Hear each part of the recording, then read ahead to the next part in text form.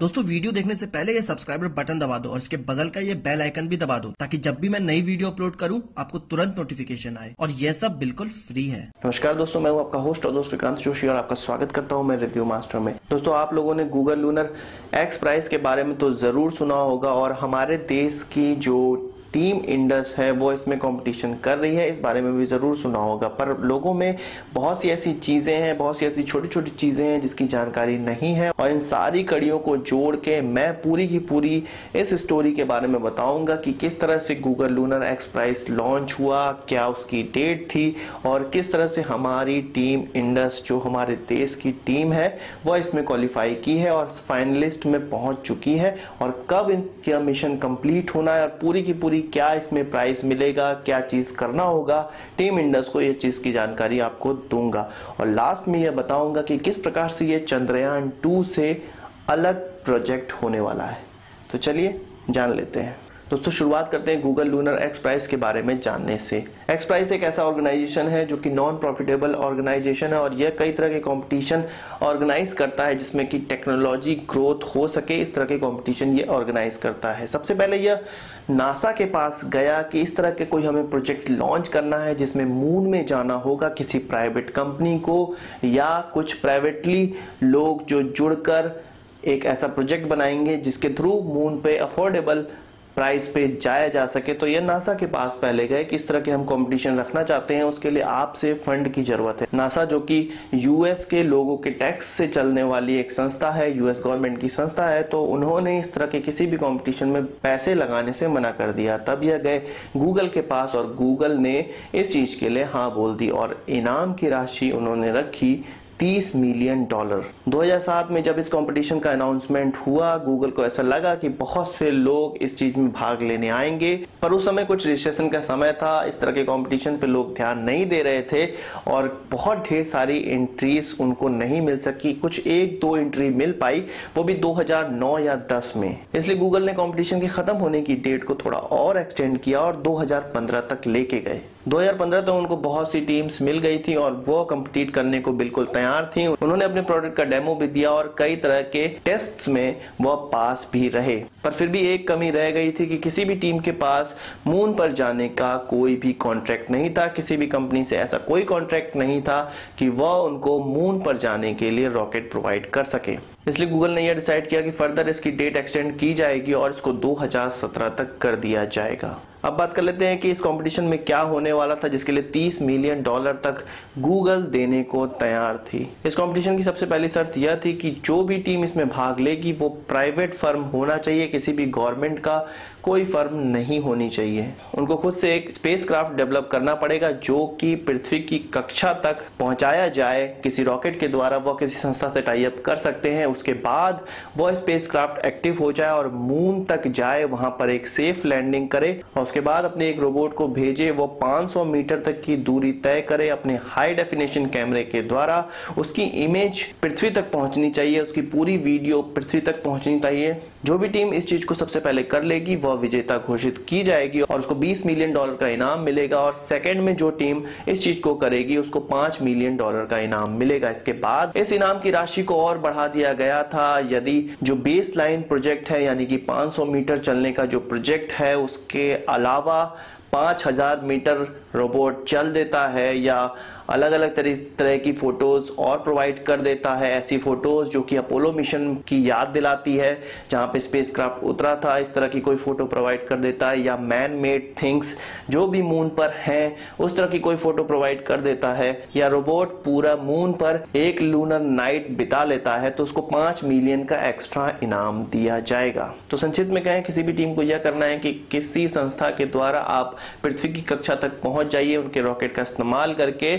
उसके बाद आपको अपने स्पेसक्राफ्ट को एक्टिवेट करना पड़ेगा, मून तक लैंड करना पड़ेगा, 500 मीटर तक चलना पड़ेगा मून पर, अपने रोबोट को चलाना पड़ेगा, उसकी इमेजेस पृथ्वी पर भेजनी पड़ेगी। यह पूरा का पूरा कंपटीशन का मिशन है और इसी चीज को जो पहले करेगा वो विजेता घोषित कर दिया जाएगा। तो यह तो पूरा का पूरा प्राइस सेगमेंट था और क्या कंपटीशन है, क्या मिशन पूरा करना था, यह था। अब बात कर लेते हैं अपनी टीम इंडस की, जो कि एकमात्र इंडिया की टीम है जो इस कंपटीशन में भाग भी ली और अंतिम 4 फाइनलिस्ट में पहुंच भी चुकी है, जिसका अनाउंसमेंट 2017 में जनवरी में कर दिया गया था। 2017 की शुरुआत में 5 टीमों को फाइनलिस्ट घोषित किया गया था, पर स्पेस IX करके एक टीम थी जिसने कि वॉलंटियरली बैकआउट कर लिया, ऐसी कुछ खबरें आई हुई थी।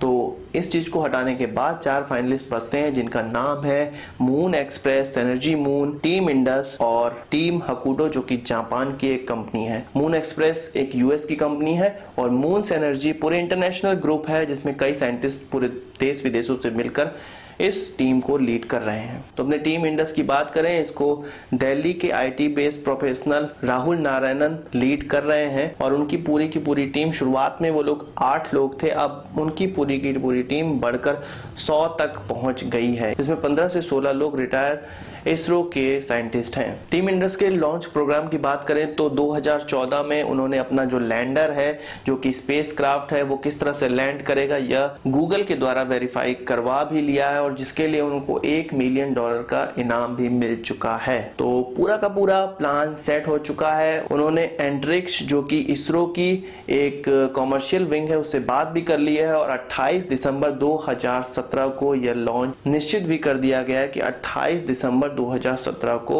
उनका स्पेसक्राफ्ट लॉन्च किया जाएगा। एक चीज यहाँ पे मैं क्लियर करना चाहता हूँ, कंपटीशन की डेडलाइन दिसंबर 2017 रखी गई थी, पर गूगल को ऐसा लगा कि इस समय भी यह टाइम फ्रेम कम पड़ जाएगा, इसलिए उसने यह डिसाइड किया है कि थोड़ा सा चेंजेस किया जाए। 31 दिसंबर 2017 से पहले जो भी टीम अपने स्पेसक्राफ्ट को रॉकेट से लॉन्च कर देगी वह इन हो जाएगी। तो सारी टीमें इस जद्दोजहद में जुटी हुई हैं कि 31 दिसंबर 2017 से पहले उनको लॉन्च मिल जाए और इसी कड़ी में टीम इंडस भी 28 दिसंबर 2017 को अपना लॉन्च करने को तैयार हो चुकी है। यह लॉन्च इसरो के PSLV द्वारा किया जाएगा और 14 मिनट के इस लॉन्च में वो अर्थ ऑर्बिट में स्पेसक्राफ्ट को लॉन्च कर देंगे। इसके बाद स्पेसक्राफ्ट एक इलिप्टिकल पाथ में पूरे 2.5 चक्कर पृथ्वी के पूरे करेगी। इसके बाद उनको ऐसा थ्रस्ट प्राप्त हो जाएगा जिसके द्वारा वह अपने स्पेसक्राफ्ट को लॉन्च कर देगी और मून के इतने करीब जाएगी जहां पर उनका गुरुत्वाकर्षण बल स्टार्ट होता है और मून के लिए लगभग यह 100 किलोमीटर तक का होता है। इसके बाद उनको लैंडिंग करनी होगी, सेफ लैंडिंग करनी होगी, स्मूथ लैंडिंग करनी होगी और अपने रोबोट को बाहर निकालना होगा। यहाँ पे लैंडिंग में एक चीज जरूर ध्यान देनी पड़ती है कि लैंडिंग इतनी स्लो ना हो कि मून का गुरुत्वाकर्षण उनको अपनी तरफ खींच ले और पूरी की पूरी लैंडिंग क्रैश हो जाए। और लैंडिंग इतनी तेज भी नहीं होनी चाहिए कि वह जमीन को इतनी तेज हिट करे कि पूरे के पूरे इंस्ट्रूमेंट गड़बड़ हो जाए।